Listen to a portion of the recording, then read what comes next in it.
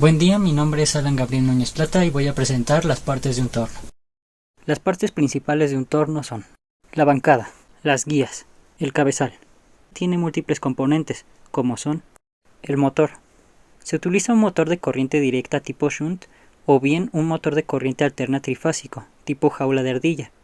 Otro componente del cabezal es el husillo. Otra parte importante del cabezal es la caja de velocidades.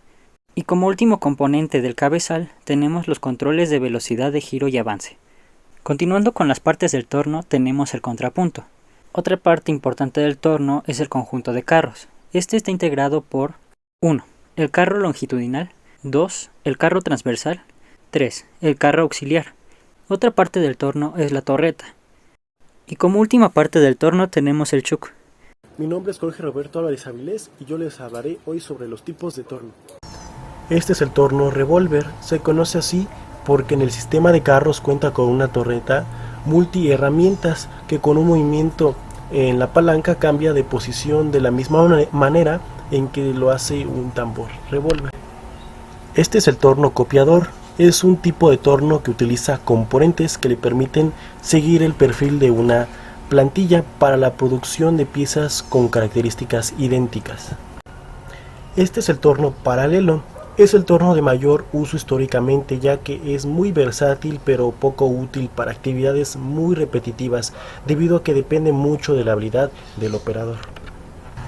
Torno vertical. Este tipo de tornos, el eje de giro de la pieza se encuentra en posición vertical con la finalidad de tener una estructura robusta y resistencia para piezas muy pesadas y de gran tamaño, eliminando el efecto de la gravedad sobre el giro de la pieza. Mi nombre es Rosa González Irlanda y yo les voy a hablar sobre las operaciones que se pueden realizar en un torno, entre las cuales tenemos el refrenado o careado, que consiste en hacer girar la pieza y atacarla con la herramienta. De esta forma se obtiene una cara plana. El cilindrado, en el cual se hace girar una pieza mientras la herramienta se mueve de forma paralela al eje de rotación. De esta forma se obtiene una forma cilíndrica en nuestra pieza. El barrenado, que hace girar nuestra pieza para atacarla con una broca en el contrapunto. De esta manera se genera un agujero en el eje central de la pieza. El barrenado de centros consiste en girar una pieza y atacarla con una broca de centros. De esta manera hay un agujero que sirve de guía para otras operaciones y para la introducción del contrapunto. Es algo muy requerido cuando se maneja una pieza en un torno. También tenemos el ranurado, que hace girar una pieza para atacarla con el tronzador de forma perpendicular a nuestro eje de rotación. Esto sirve para trazar ranuras a lo largo de nuestra pieza. La profundidad de dicha ranura se mide mediante un vernier. El tronzador utiliza nuestro tronzador para, de forma perpendicular al eje de rotación, impulsar el carro transversal hasta dividir la pieza. El ranurado frontal se logra haciendo girar la pieza con un ataque del tronzador en el carro longitudinal. El ranurado interior sirve para piezas cilíndricas huecas utilizando una herramienta especial. Moleteado hace girar la pieza con una herramienta especial llamada moleteador y sirve para, de esta forma, generar un grabado en la superficie cilíndrica. Cada consiste en hacer girar la pieza y atacarla con una herramienta especial en una relación adecuada entre avance y rotación para generar el número de hilos que se necesitan en la rosca. Se utiliza la caja Norton, que es el accesorio para realizar este tipo de operaciones. También se puede realizar el tallado de roscas en el interior de una pieza. Hola, mi nombre es Emanuel Job Villada Seguino y yo voy a presentar las partes de la fresadora.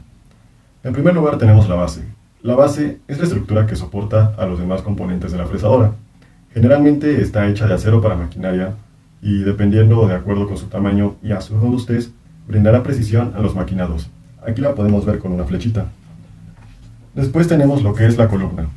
La columna es el componente de soporte vertical que da robustez y soporte a la mesa y al huesillo, donde se montará la herramienta. En muchas ocasiones la base y la columna es integrada por un mismo componente. Y aquí la podemos ver también con una flechita. Después tenemos lo que es la consola. La consola es un componente que permite el ascenso o el descenso de la mesa. Y además también controla los movimientos horizontales. A continuación tenemos lo que es la mesa. Y la mesa es un elemento que soporta y se mueve con la pieza a maquinar. Presenta movimiento tanto longitudinal como transversal sobre la consola. Y por último tenemos lo que es el huisillo. Aquí lo tenemos. Y el huisillo es el elemento que soporta y hace girar a la herramienta. Dependiendo del tipo de fresadora, puede ser tanto horizontal como vertical. Mi nombre es Máximo Mauricio Aurelio Osvalda y yo vengo a hablar sobre los tipos de fresadoras. Tenemos fresadoras verticales, fresadoras horizontales y fresadoras universales. La principal característica de las fresadoras verticales es que su eje de giro de sus herramientas pues es vertical, y y utilizar herramientas llamadas coronas y cortadores de tipo recto y de bola. Tenemos también las fresadoras horizontales, donde el lucillo gira sobre el eje horizontal y utiliza cortadores en forma de disco. Y bueno, tenemos las fresadoras universales, que tienen la capacidad de girar el ángulo de su lucillo, y los cortadores que utiliza son sobre una base con movimientos lineales giratorios. También les vengo a hablar sobre los procesos que podemos realizar con la fresadora. En este caso yo les voy a hablar sobre el fresado periférico. Y bueno, el fresado periférico es un proceso donde su principal característica es que el eje da un giro de la herramienta paralelo a la superficie que estamos maquinando. Y el desbaste lo hacemos por los bordes de la periferia de la pieza. Utilizamos cortadores con forma de disco o cilindro. También podemos realizar lo que es el planeado por toda la superficie de la pieza, el ranurado, el fresado de aserrado, el fresado lateral, el fresado de formas especiales, dependiendo de lo que busquemos. Y contamos también con dos variantes de fresado periférico, el ascendente y el descendente. Y todo esto varía dependiendo de lo que estemos buscando para nuestra pieza. Fresado frontal. Este tipo de fresado se logra cuando el eje de giro de la herramienta es perpendicular a la superficie principal a maquinar. El corte se logra principalmente con la cara inferior de la herramienta y una parte de su periferia. Existen diferentes tipos de fresados frontales. El planeado se logra formando una cara plana mientras la herramienta se desplaza a lo largo de toda la superficie de la pieza. El taladrado se logra haciendo penetrar la herramienta mientras gira la pieza hasta cierta profundidad, existiendo de dos tipos, el de un solo paso y el de varios pasos. También existe el machuelado. Es la generación de roscas interiores a través de herramientas diseñadas para este fin. El cajeado. Se logra haciendo penetrar la herramienta a cierta profundidad de la pieza y dando forma a la cavidad. Normalmente se trabajan 3 tipos de cajeados. Principalmente el cajeado rectangular, cajeado circular y el cajeado de formas especiales. El ranurado. Se logra haciendo penetrar el cortador mientras gira en la superficie de la pieza, desplazándolo en una dirección controlada, abriendo una ranura. Dentro del ranurado se encuentran diversas variantes conocidas como tallado de ranuras con perfiles especiales.